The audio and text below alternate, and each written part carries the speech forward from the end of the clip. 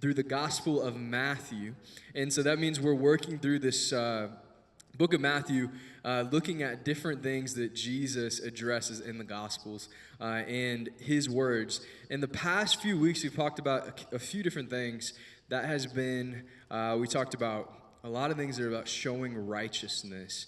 Prayer specifically was last week.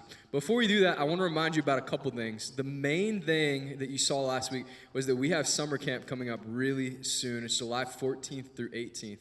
And if you're not coming with us to summer camp, I encourage you, come talk to me or the leaders, and we would love to get you connected and let you get you registered for summer camp. If you have questions about it, if finances are an issue, we have scholarships, so don't miss out on going to summer camp. It is usually one of the best weeks of the year where we draw closer to the Lord, learn new things, are away from our families for a little bit, and sometimes that creates an opportunity for us to draw near to God and for God to speak in you in special ways.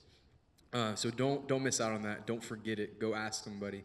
But today, we're going to talk about fasting. And so I asked about buffets, and that's pretty ironic because we're really talking about the opposite of that. Fasting is a topic. It's a spiritual discipline that we see in God's Word. So if you have your Bibles, turn to Matthew 16 to 18. Matthew 6, 16 through 18. So when I think of fasting, my first experience with fasting was I probably had seen it before this, but this is when I remember. I remember being 14 years old, and I had an uncle come from California to visit us. And he came, and he was at our house, and I noticed that a couple things. Within the first few days of being there, I woke up one morning, and this uncle, I went into his room to say hello, like good morning. And I didn't knock on the door, which I should have knocked on the door. I opened the door, and he was just like in his room, on his knees, and he was at a chair, and he was just praying. And I didn't think anything of it. I was like, oh, he's probably just doing his regular prayers, you know? Maybe he wanted to be on his knees that morning. And so he's praying. And then the next day, or later that day, we went to this buffet called Cece's, which is funny because I went there for a graduation celebration today. And so if you've been to Cece's buffet, it is a pizza buffet. Tons of pizza. And you go ham, you get like 2 plates and get mac and cheese pizza and breadsticks and all this stuff. And honestly, it's kind of gross. Buffets are an American thing. It's crazy just how much food. Like Golden Corral, it's probably nasty. I can't go back there. Anyways, at Cece's, while we're all eating pizza, I look to my uncle, and he's just sitting there like sipping some water, just drinking water. But he didn't say anything to us. And I remember finally, I'm like, hey, what is going on with this guy? He's not eating. He's praying and first thing in the morning, that's a good thing. But what's happening? And I remember I said to him, hey, why aren't you having pizza? Like, why aren't you eating of the pizza? We're all going crazy. Why aren't you have any? And he looks like at first he really didn't want to tell me. And it was what I know was going through his mind is really this verse here that we're going to talk about today. And I think he didn't want to glorify himself fasting. He didn't want to explain it. He didn't want to make himself look righteous. But then finally, to my mom, he said, hey, I'm in the middle of a fast. I don't want to make this about me, but I'm fasting for the Lord, and I'm having time away from food to spend time with him. And so he made it clear, like, hey, you don't have to keep asking me about this. You don't have to act sorry for me or make a big deal about this. But right now, I'm fasting. And so the truth is that maybe you grew up around people that have done this, or maybe fasting is not a spiritual discipline that you've seen. And when we talk about fasting, we see it in the text as something that the Israelites, the Jewish people, did do, but we don't necessarily have a clear command that says all Christians have to fast, but we see a lot of reasons why Christians should fast. There's some good benefits to fasting. And so what I want us to, as we talk today, it's really going to be a talk about self-righteousness, about deprivation, depriving ourselves from things for a time, and how that can actually help us grow closer to the Lord. And so let's think about our society right now. We can have instant gratification right away. You're probably not deprived from much. When you want something, you usually get it. Or you can save up and get it. or you could wait a couple hours and you might get it. Like, has there been in a time of your life, I'd imagine, where you were so thirsty and there was no water, no well, nothing, and you were going to go days without drinking? Or is there a moment in your life when you went days without eating and there was no food and no one was going to provide it? In America, I would imagine that probably everyone in this room, that hasn't happened. And if it has, then you're a small percent, but you actually can learn something even from that. So these past few sermons that we've talked about praying, and now we're talking about fasting. And before that, if you look up in the text, we talked about giving. And what's interesting about Matthew 6 is Jesus he's teaching on these three areas, these three traditions, these three works, and he's pointing out something that people do wrong. He's saying, when you give, it shouldn't be about you. When you pray, it's not really supposed to be about you. And when you fast, what we look at today, it's not really about you. He's transitioning the reality that all humans, like me, you, we tend to make life about ourselves, but the gospel says that life's actually bigger than us. And so we tend to be self-focused. And today in the text, we're going to look at something. We're going to address this problem when it comes to fasting. And this problem that we have in society is that we are distracted. Very, very, very distracted. In fact, while I'm talking, there's a notification or a text or a thought or something going in our mind that we get distracted so easily. Like, let's stop for a moment. And I just want you to think to yourself. You don't have to be out loud, just to yourself. First, how are you? To yourself, like, genuinely, how are you? Are you good? Is life hard right now? Is it difficult? Next question, how is your relationship with God? Just think to yourself.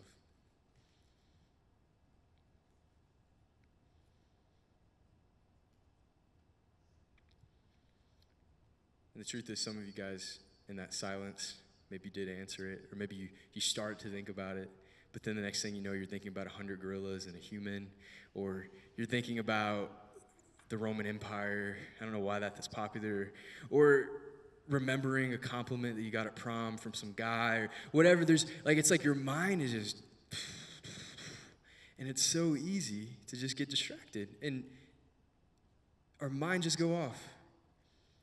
In life right now, with phones, with everything we have, I think there's so much opportunity for Jesus. I'm not someone who hates on our generation. You guys there's gonna be a revival in your generation. But with the phones, it is so easy to be distracted, to have everything you want at the tip of your fingers, everything you need. I can sit my phone here, and if I don't put it down like this, screen down, I'm going to see so many things pop up that could just easily take my attention away from what's important. And so Matthew 6:18, let's look at the 6:16. Let's look at what it says.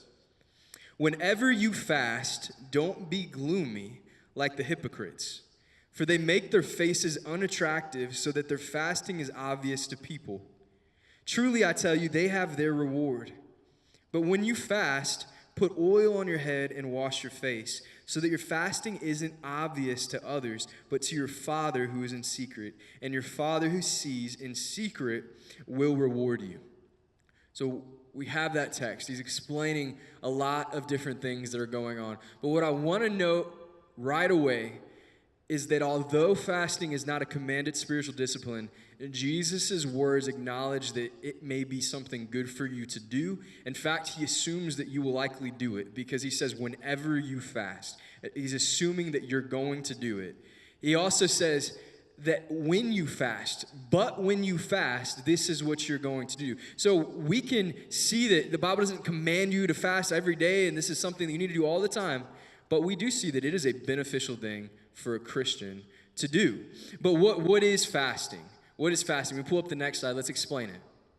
What is fasting? Maybe this is the first time you've heard of this concept, and I want to explain it to you. It's an interesting night to come, but it's going to be great. It's going to be worth it. So fasting is intentionally taking your eyes off of the things of this world There's an of missing. To focus completely on God. Fasting is intentionally taking your eyes off of the things. Oh, no, there's not. My English is bad.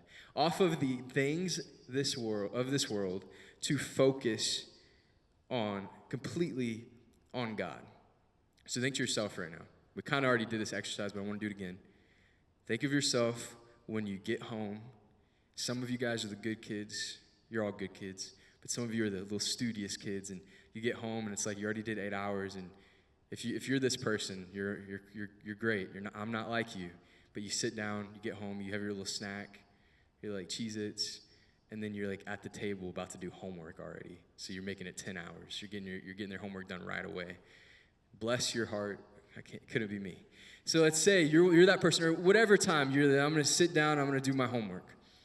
And you sitting down to do your homework, and you get your little laptop up, and you're trying to focus on the prompt. What do you guys have? Do you guys have DQ? Not DQ.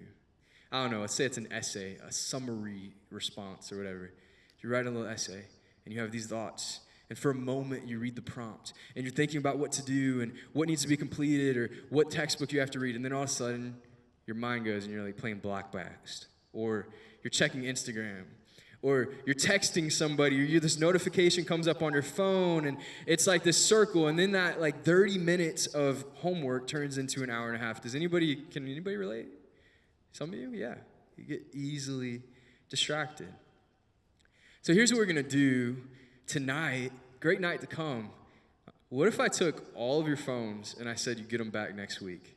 I'm just kidding. I'm not going to do that to you guys. That'd be funny. That'd be good, though. That'd be good. So but what if I took all of your phones? Like, imagine that. Some of you guys would act like the world is ending, like you're going to die. I have not been away from my phone in that long. And we can say, oh, it's just the students, but some of y'all adults would be too.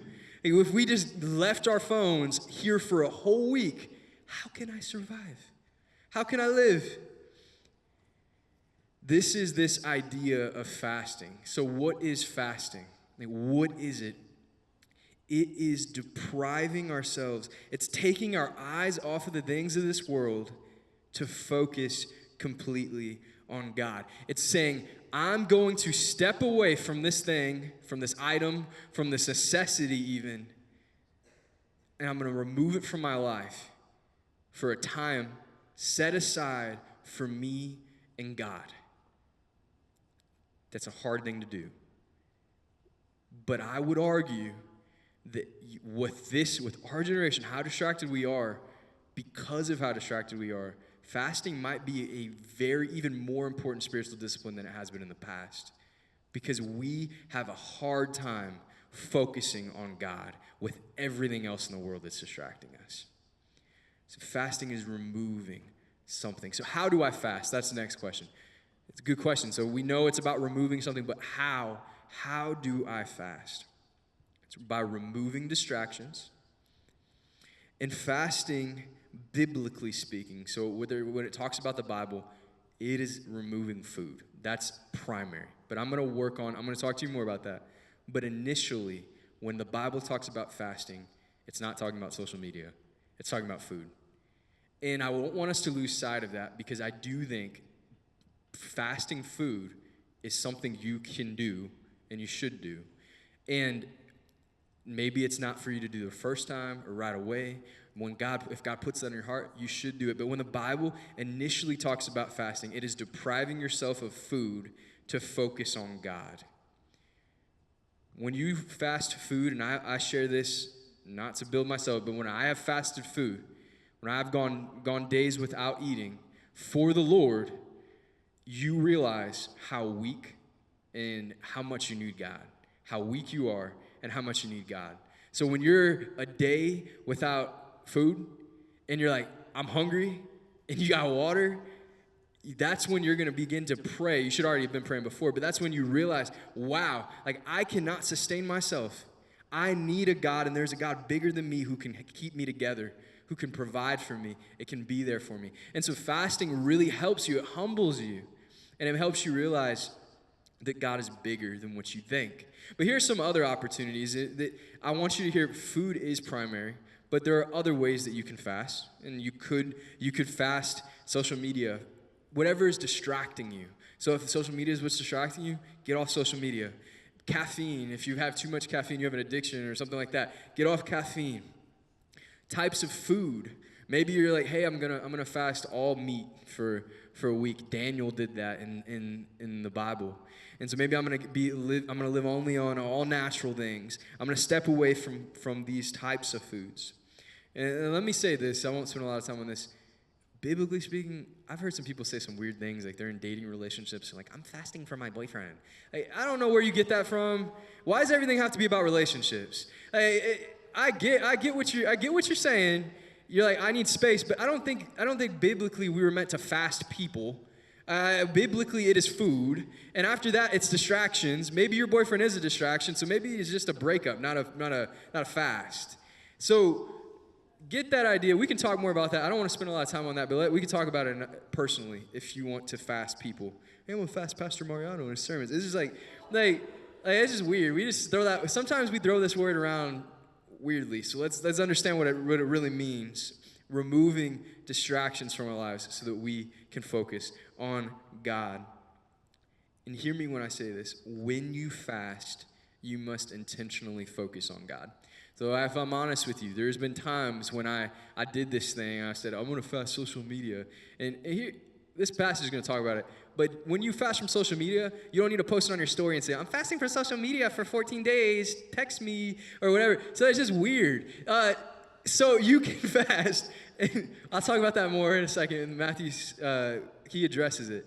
But there have been times in my life when I've fasted from my phone or from these things, and whatever's distracting me. And here's what happens. I say, okay, I'm going to fast, and I'm not going to spend time on Instagram. I'm going to get off all social media. And then I'm fasting, and say I'm going to do 7 days. And I'm at like day 2, and I go on the App Store, and I download some game, and that game becomes my life, and all of a sudden I'm playing Brawl Stars for like 3 hours a day, when I was usually on social media. That's not fasting either. Fasting is replacing the time that you're distracted for the things of God. So don't get in this trap when all of a sudden you're fasting, you're like removing these things, and then you're replacing it with other junk. We're supposed to take the time that we remove something and say, God, I want to give you this time. It doesn't mean that you need to sit and have to pray for 3 hours on your knees, but it means that, God, I want to remove this distraction from my life, and I really want you to speak to me. I want to know where you're leading me. I want a direction. I want clarity about something. And oftentimes in the Bible, when people fasted, that's what it was for. It was for a big decision or direction or for holiness, to be drawn back to God. And so removing distractions. In some ways, when we go to summer camp and we remove all the distractions of life, it's not necessarily a fast, but it is a fast. You're removing these distractions so that you can be in the presence of God for a week, where you don't have all that connection that you usually do, and it allows God to speak to you in a way that he hasn't been able. He can do anything he wants, but the way that he hasn't been lately because you've been distracted. And so how can we remove those distractions? That's fasting. So we can fast by removing distractions. We can fast in humility. Look at verse 16. It says, whenever you fast, don't be gloomy like the hypocrites, for they make their faces unattractive so that their fasting is obvious to people. Truly, I tell you, they have the reward. So this is like the person that you go, maybe they made the social media post, but then they go to school and they're like on this water fast or off socials, and they're just like, they make this ugly face. I don't know how to do it. I can't do an ugly face. That sounded prideful. I didn't mean that. So ugly face, making weird face, and they're making some stank face, okay? And it's just like they want you to know that they're doing something. You know, like they're in the corner and they're hitting their face, rubbing their face, acting upset. And it's like they want you to go, what's wrong? What's wrong? Why are you acting like that? Any way I can help? And they're wanting the attention. They want you to know. And then you ask what's wrong. They're like, I'm fasting. It's so hard. I don't have my phone for 2 days. And they're so gloomy. It's like this attention, this self-righteousness. And that's what Jesus is talking about in this entire section of the Bible. He's saying, stop doing stuff for the attention of people. Do it for me. Do it for me. So when you pray for me. Pray to me. That's what God says. When you give, you're doing it for me, not so people can reward you or cheer you on. When you fast, when I'm trying to speak to you or help you, God is saying, you don't need to make it a scene and draw all the attention to yourself. In other words, you can fast, you should fast in humility. You should fast with a humble heart, with a heart it's not prideful and arrogant and self-seeking and self-righteous, that you're fasting and you're not going to look gloomy and sad. And even though you may be hungry or you may be struggling to not be on socials, that you're not gonna have a face of gloominess or making their face unattractive so that their fasting is obvious to people. And he's saying, truly I tell you, they have the rewards. The reward they get is being acknowledged here on earth. But the reward we seek is God acknowledging us, not people. Not people. So we can fast by removing distractions. We can fast in humility. The third thing, we can fast. How do I fast? In secret.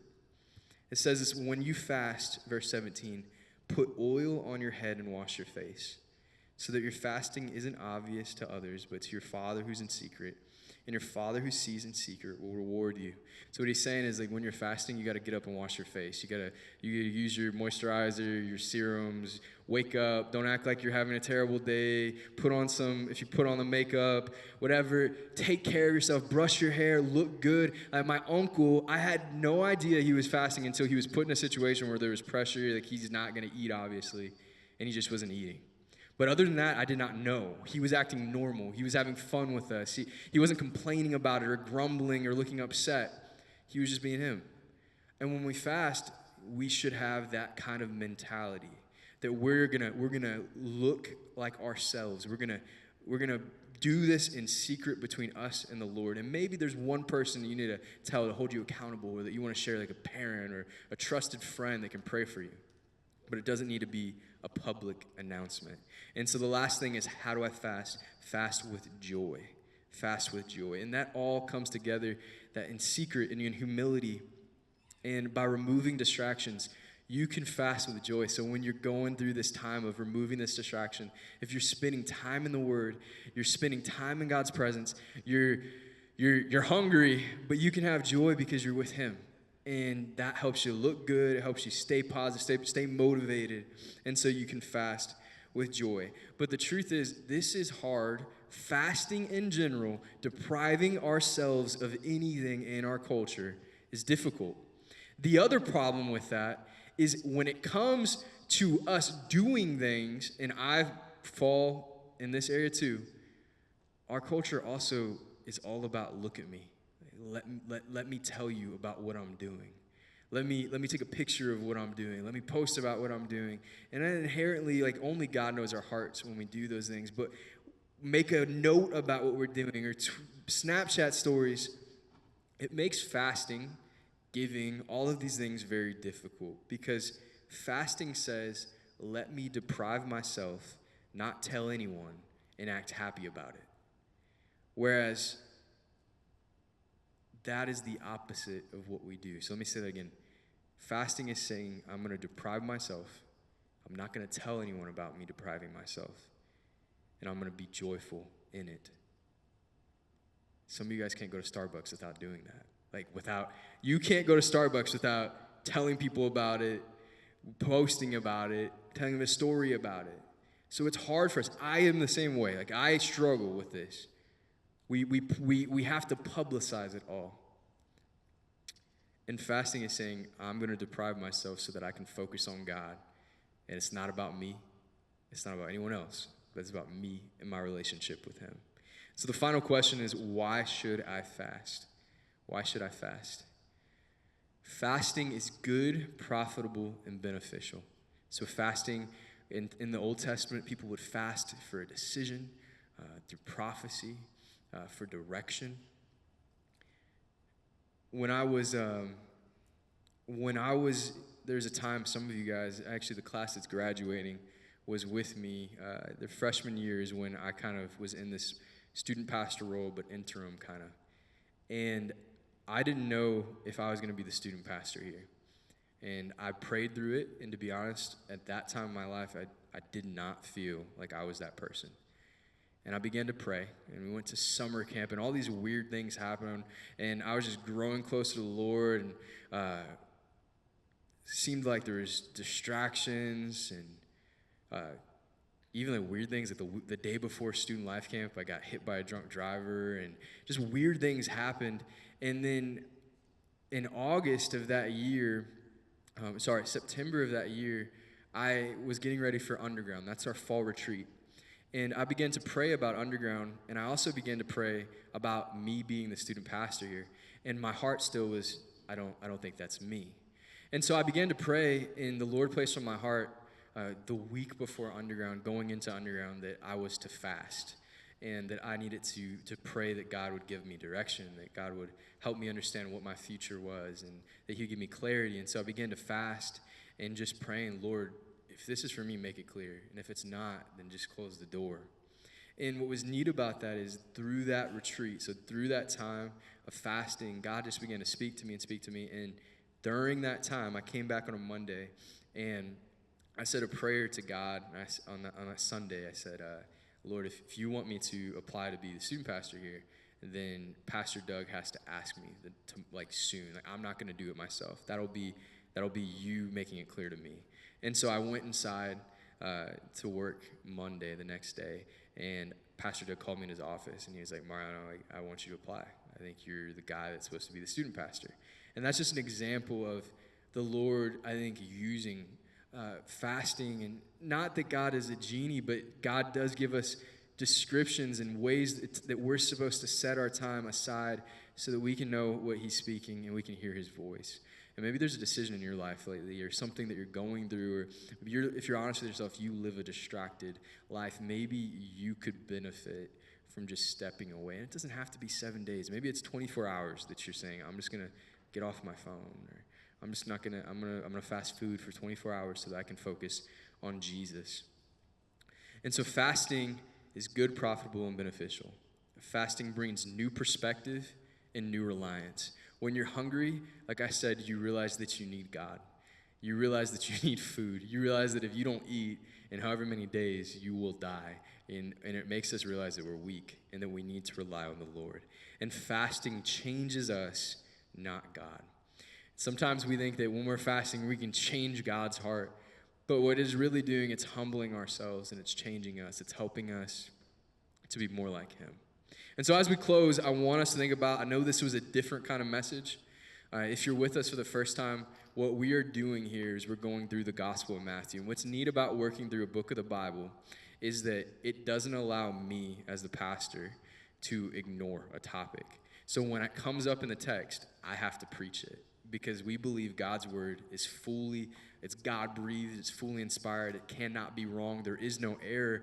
And so it makes it where if you stick with us, that you'll get to know the entire Gospel of Matthew. You won't know it perfectly, but you'll hear us walk through every single verse, which is really neat to be able to walk through it in order.